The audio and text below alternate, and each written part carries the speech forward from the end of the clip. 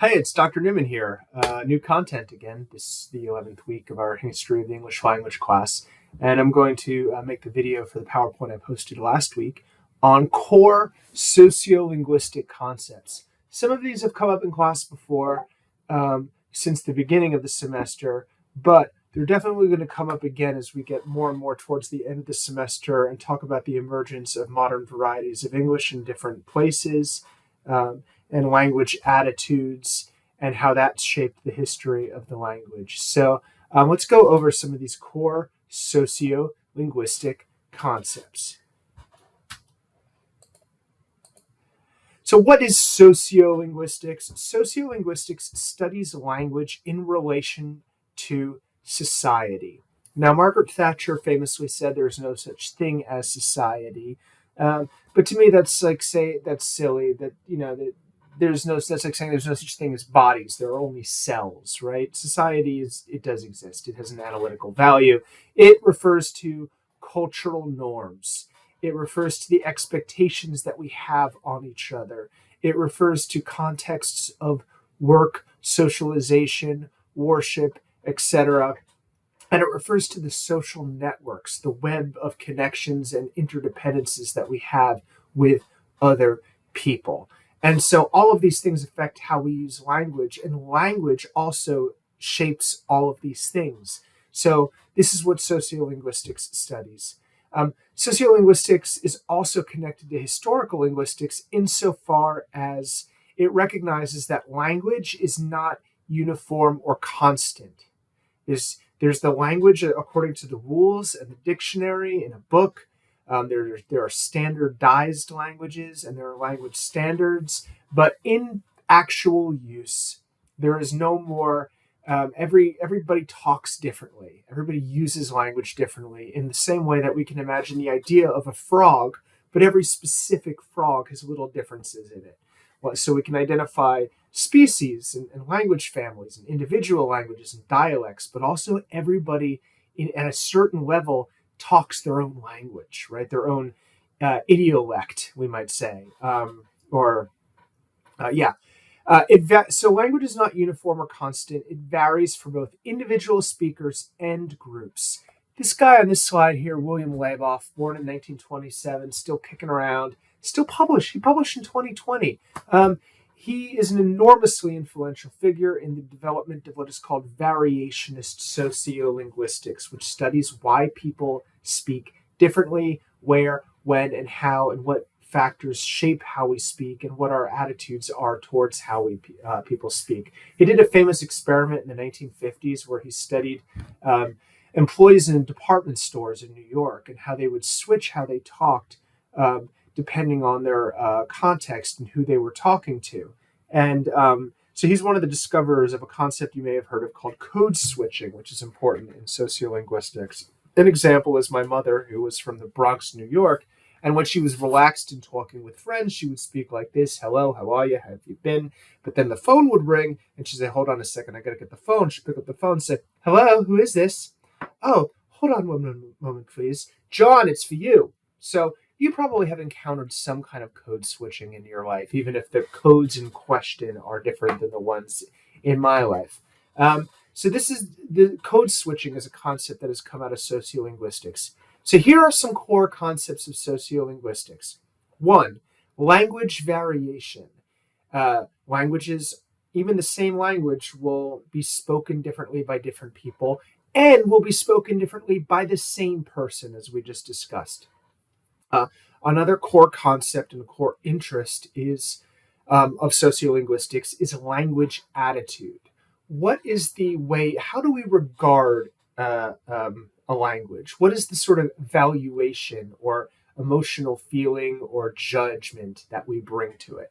So, for example, here in North America, we tend to have a high esteem for British accents, broadly conceived, even though there's like 80 different British accents. But, you can think of like the kind of accent that somebody like Stephen Fry speaks, the kind of upper crust, like, hello, I'm Stephen Fry sort of thing.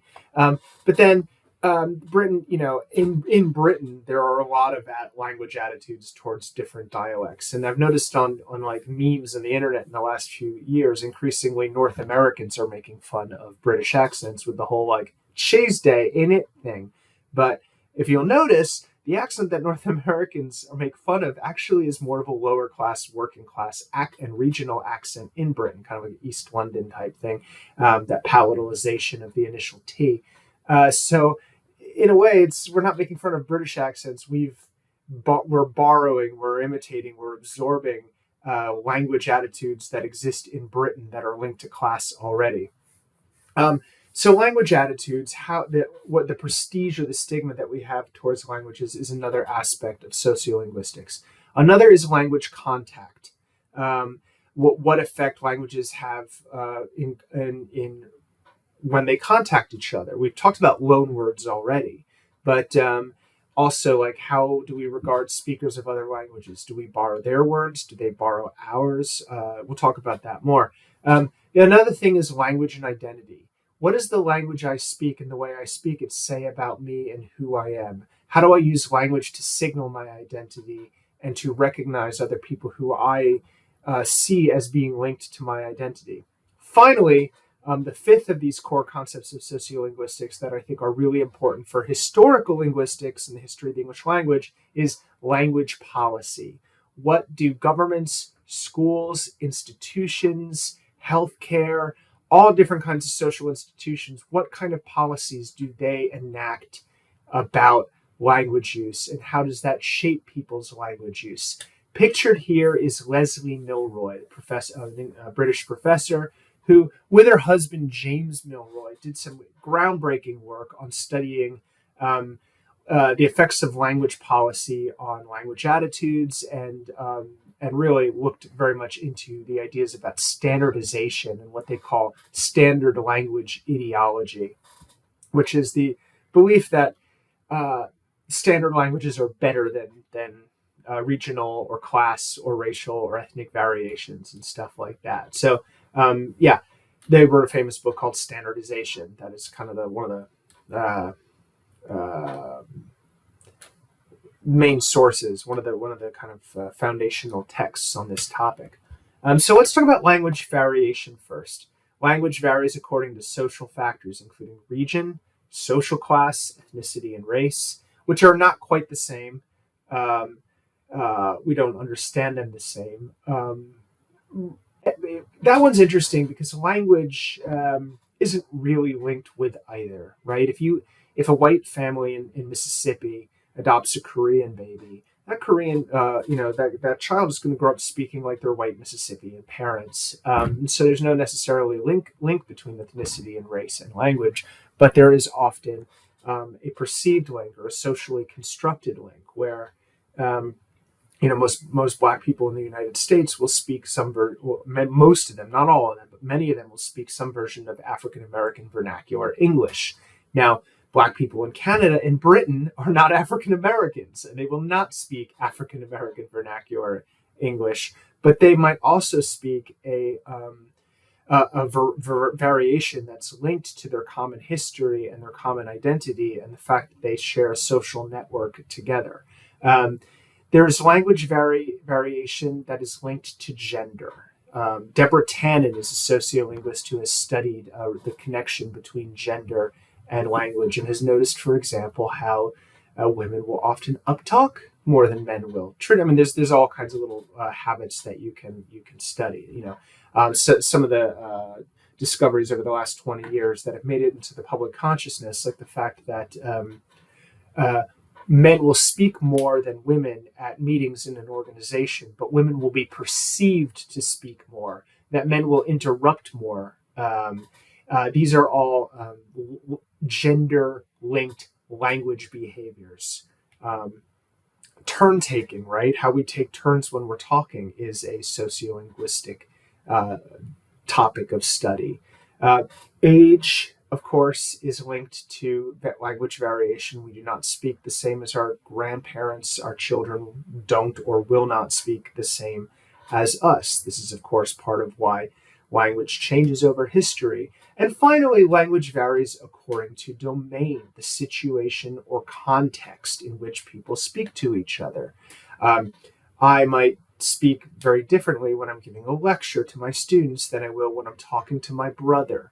And I might talk to a colleague at a presentation in front of students differently than I will when we're in the break room just chatting about our days, right? The same is true for most people, right? We talk differently in different contexts, and this is part of language variation. And these social factors also affect language change over time. The word linguistic variety is a term used in sociolinguistics as a general term for a specific form of a language or a language cluster.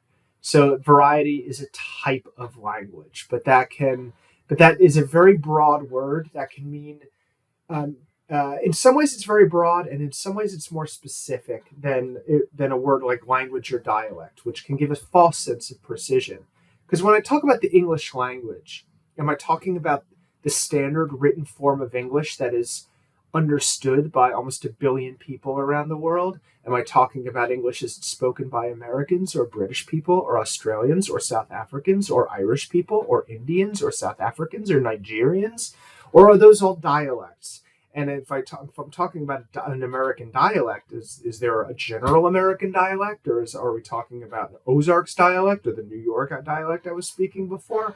And these are all words that kind of have a shrinking and expanding sense of what they encompass. So we don't like in sociolinguistics, language and dialect are words that are recognized as belonging to popular usage, because it's hard to say what we're talking about. So we like to use the word variety, which can refer to both of these. We can also talk about register of English, which has to do with formality. If I'm talking really sloppy, sloppy, there's an evaluative term there. If I'm talking a kind of unmonitored, where I'm not paying attention to how I'm speaking or my accent or whether I'm saying the H in front of huge or not, right? That's one register. But if I'm trying to speak as formal and proper and use correct grammar as I can, we can talk about that as being a higher register. So register talk is the degree of formality, right? Am I speaking my sweatpants language or my tuxedo language? That's register. And there's styles that we could talk about. And we could talk about a standard variety, that being international, scholarly written, whatever, formal business English. Then there's jargon, which is the variety of a specific domain, right? A specific group of people in one type of work. There are sociolects, which are linked to upper class or lower class or middle class. And then there's idiolects, which is the kind of like idiomatic or idiosyncratic. It's not idio as in like idiotic. It's not idio as in ideology, but it's like the particular way that a person speaks. All right, let's talk about language attitudes, the second core. This is I think this is a pretty simple topic to get your head around. Language attitudes are the feelings people have about their own language variety or the languages or language varieties of others. The two key concepts here that get used in sociolinguistic discussion are prestige, which is positive, and stigma, which is negative. Right? A prestige form of a language is one that people will hear and that they will grant more legitimacy, respect, belief to that person, whereas somebody who speaks a stigmatized form of a language will have less social credibility, basically. And I'm using the form of the basic concept of stigma is derived from the sociologist Irving Goffman, who wrote a wonderful book called Stigma in the late 50s about and he was talking at the time about the stigmatized identities of racial underclasses as well as gay people and the disabled. In the late 50s, he's talking about this. And he's talking about stigma as fundamentally being less believed. That's the fundamental social effect, is that somebody from a stigmatized identity, if they go into court, their testimony won't be as accepted as somebody who is from an unstigmatized identity. And this really speaks to speech, right? Somebody who speaks formal, correct, proper English will be more readily believed than somebody who speaks what are sometimes considered quote unquote substandard dialects. Concepts related to language attitudes are language ideology, the belief that one language is better than, or one form of a language is better than others, and those who speak that form are more deserving of power and position. Another concept is linguistic insecurity, the feeling of that one's own language is inadequate. Linguistic discrimination, of course, and linguistic prejudice. These are similar ideas. The idea that you will judge somebody based on the accent that they speak. And all right, what other? You get the idea here. Another concept is language contact. Language contact is conditioned by social factors such as race, ethnicity, class, gender, identity, language, and attitudes. One of my favorite jokes on the sitcom, on the animated sitcom Archer, great many jokes. I don't know, one of my favorites. One that I remember as being relevant is Archer saying, "Wait a second, I know how to speak Spanish. Hold on, I got this. Oh wait, no, this is on Community." Joel McHale is pretending to be somebody who knows Spanish to tutor the rest of his class, and he's like a lawyer who's been disbarred for a scandal. And he's like, "I know how to speak Spanish," and then he starts speaking Spanish, but every sentence that he says is something like, "Please leave the dry cleaning in the closet," or "Could you vacuum the floor," or anything you might speak to a servant, basically. And so language contact is conditioned and conditions social context. And the way we regard other languages often has to do with how the associations and attitudes we have towards language also is connected to other kind of relationships between groups of people and how they interact. And this becomes a factor in linguistic change and variation. People who speak stigmatized forms or substandard forms or forms that are considered foreign tend to be more likely to trend upwards and to adopt more prestigious forms, but not always, for reasons we'll talk about in a bit. So sociolinguists study the relationship between languages and speakers in a multilingual environment. And so why do people keep their substandard dialects? And I say that every time I say substandard dialect, I'm saying that in quote marks, because as coming up with my linguist hat on, I do not believe that any language is better than another, except insofar as some languages are more likely to get you higher paying jobs and to get you, position in society. So language and identity. Language can be used to signal or conceal social identity, right? You're a university student, right? And you're with your cousins who didn't go to college, maybe, and when you're with them, maybe you're gonna drop "I've seen that movie," right? But then if you're on the university campus and you're around your professor, you're gonna say, "I saw that movie," right? And so here, you can both signal or conceal your own identity. And language can also be used to construct or fashion one's social identity. This is one of the reasons why slang is so prominent among young people, because adolescence going into your 20s is a time when one is fashioning one's own identity. And so this is therefore a period of intense linguistic creativity and adopting new things, some of which you keep as you get older and some of which you disregard as you get sort of assimilated into adult life and adult domains of interaction. Identity signals can include accent. They can include diction and lexicon, that is, which words you say and which words you don't say.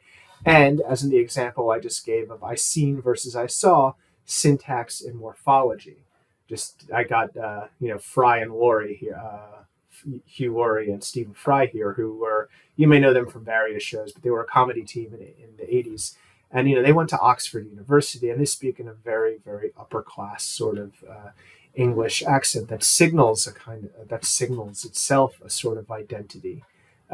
If you've watched the recent Netflix show Hunk on Earth, she speaks this real kind of like a Manchester accent that's really not a prestigious accent in England. So part of the humor of that show is that she's interviewing all these like really posh Oxford, Cambridge type academics with what is essentially a kind of real working class regional accent there. Um, the fifth concept is language policy. Sociolinguists study how language is regulated by government, institutions such as education, healthcare, etc., and other social actors. They research how language policies are created, are implemented, are contested, that is, who fights against them, um, and how they shape language use and attitudes. This sticker here is from a door. You will find this sticker on doors in Quebec, uh, where language policy is really at the center of politics there, because there is a French-speaking majority and an English-speaking minority, and then there are also immigrants who speak neither. Um, and there's a lot of real intense feeling about language policy there, because it used to be that French people were discriminated against. They were ruled over by a minority of English people until the 1960s or so, when they call it the Quiet Revolution, when French speakers basically kind of took over the province, you still have a kind of wealth, not all wealthy, but it's still kind of generally privileged pockets of English speakers, especially in Montreal. But increasingly, English speakers are discriminated against, and the use of English in various public domains is increasingly disallowed and is being pushed back on. And so this is really, really a contentious topic there. And it spills over into people's other language choices. This is just one little example in one corner of the world that I happen to know about because I lived there for a bit. I know about it more than others. But language policy is something that is happening all over the world, and it's a part of the modern nation state. The country of France itself, one of the things they did during the French Revolution, which was supposed to be, liberating mankind from the chains of superstition, was to try to impose the language of Paris on the rest of the country, because normally countries see a uniform language where everyone speaks the same as building greater social order and cohesion. So that's my bit on language policy. We're going to talk about all of these things more with respect to specific moments, episodes, and concerns in the history of the English language. But I wanted to introduce you to these core concepts that I think will unify our study of the history of the English language as we get into the centuries of modern English, where there's very little change in grammar and syntax, but we're going to focus more on the sociolinguistic dimensions of the history of the English language in the 18th, 19th, 20th, and 21st centuries. Thank you for listening. I hope you've enjoyed this. Please get at me with any questions. Bye! One last time, those 5 core concepts are variation, attitudes, contact, identity, and policy.